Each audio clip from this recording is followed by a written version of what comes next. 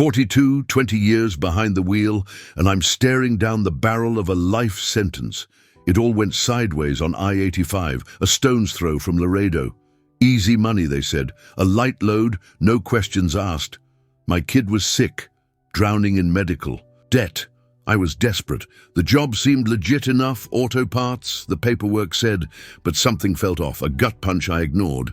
The trailer was suspiciously light, smelled like dirt and something chemical, not like engines and grease. I should have known better, but I was too deep in the hole to back out. 8 hours of straight driving, the only break a coffee and a pastry. At a lonely rest stop in Del Rio, the CB radio went eerily silent. That's when you know you're in deep doo-doo. Then the flashing blues.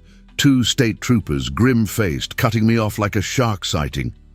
Flagged, the officer said, his eyes already sentencing me.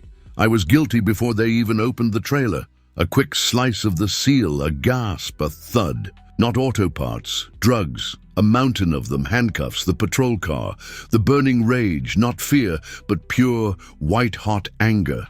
I'm no angel, but I'm not a mule either. Someone set me up. Someone knew I was desperate. My beautiful Kenworth, Monica. Named after my wife, God rest her soul, sitting there innocent as a lamb, surrounded by suspicious eyes and long faces. That hard-boiled cop, Dale, he saw through the setup. He knew I was a patsy, a pawn in a much bigger game. This was a kingpin operation, the kind that makes your blood run cold. But there's hope. Security footage, a San Antonio auto shop, a chance. To clear my name, to see my son again. That's my fuel now, the memory of his sick face, the driving force that won't let me surrender.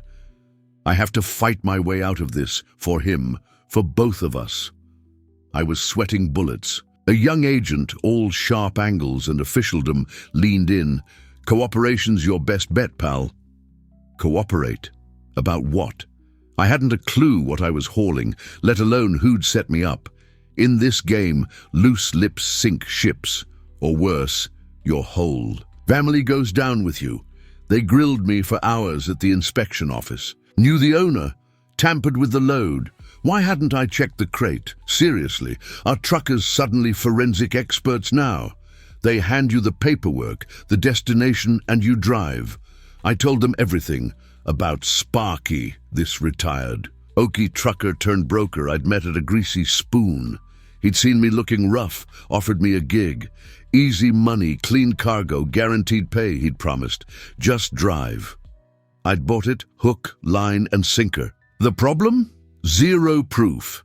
No texts, no contracts, nada. All handshake deals, old school style.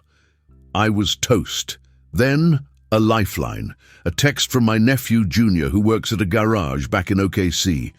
Uncle, Shopcam caught him loading your crate. You weren't even there. Hallelujah. I begged him to send the video. They wouldn't let me see it then. But when it arrived, the agents' faces went from grim to, well, less grim. A grizzled sergeant, a guy who looked like he'd seen it all, stared. Why would someone stick that in your load without you knowing? Yeah, that was the million-dollar question. Sparky immediately came to mind. But why? What was in it for him? Then it hit me. Sparky had beef with the local cartel. He needed a clean driver, someone with no record, a patsy, and my clean-cut, trustworthy face fit the bill perfectly. He'd used me. The video saved me from a long stretch, but I was still locked up. To get out, they needed to nail the guys who set me up, and that wouldn't be a cakewalk. A plan started brewing, play dumb, help them catch the real culprits. I spent the night in a freezing cell, wrapped in a damp blanket, haunted by stale memories. But I wasn't praying for freedom. I was praying I wouldn't become something I swore I'd never be. A rat. But something stronger than my pride kicked. In my feverish son, needing medicine, if I didn't get out, I'd lose him too. The next morning, the sergeant called me in. He looked like he'd wrestled a bear and lost, but there was a flicker of trust in his eyes. Miguel, the video helps, but it ain't enough. We need the son of a bitch who pulled the strings. You gonna help us? The sting operation was a high-stakes poker game, and I was all in. My son's face, a blurry memory of a hug in El Paso, fueled my desperation. I'd promised him treatment, and that promise was a loaded gun pointed at my head. I played the fool, letting Razor, that weasel, think he'd pulled one over on me. He bought it hook, line, and sinker. A cocky grin plastered across his face as he laid out the new job over carne asada tacos, double the pay, a Denver delivery. The trap was sprung, and I walked right into it. The drop point? A creepy, desolate lot outside Mesa. The contact? A stone-cold dude with eyes like ice and enough ink to cover a small car. The whole thing was a silent movie.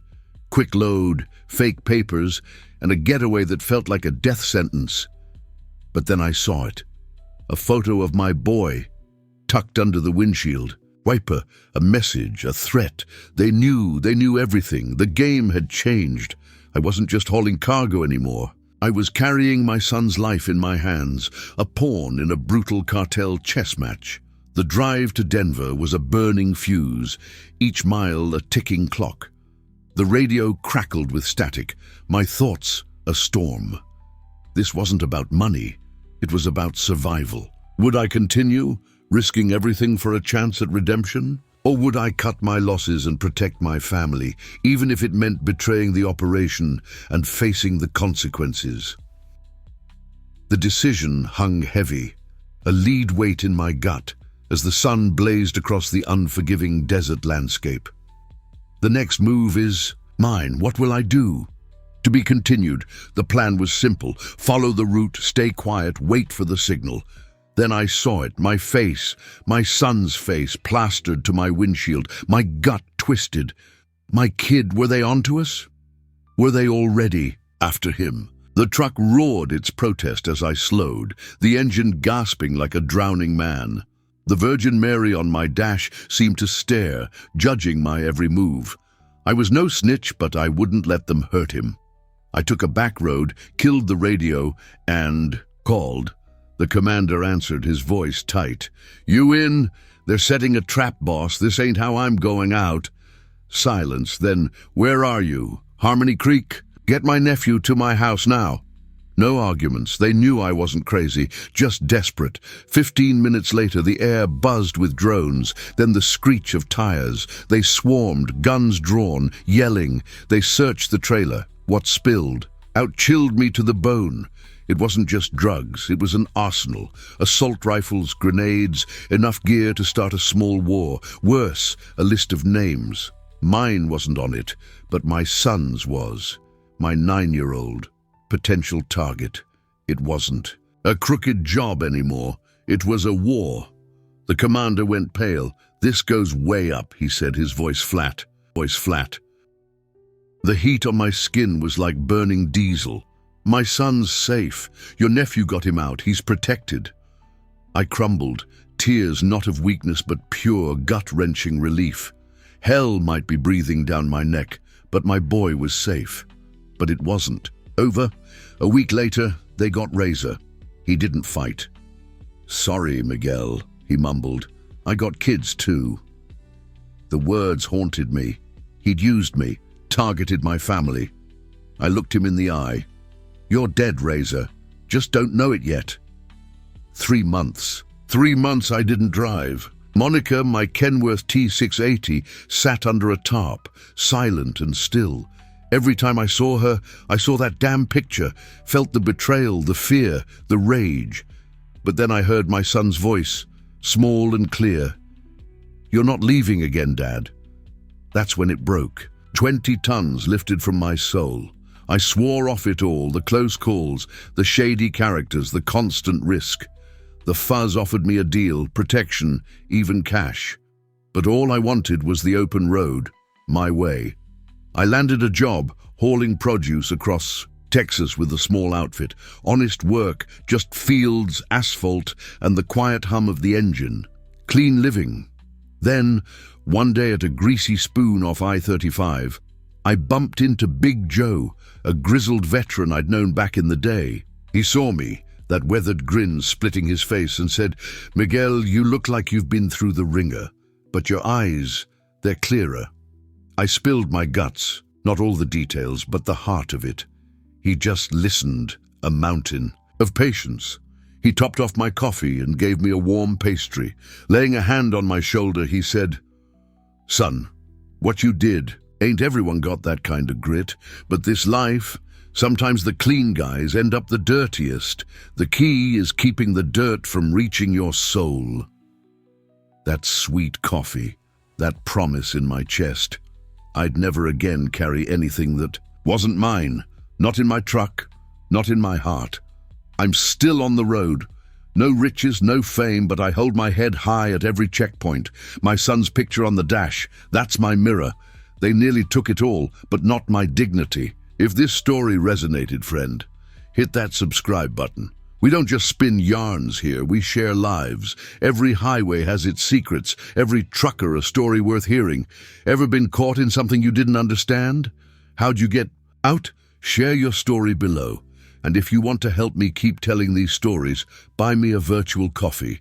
It's like a midnight handshake between brothers on the road. Thanks for riding shotgun. Next time, buckle up, it's a doozy.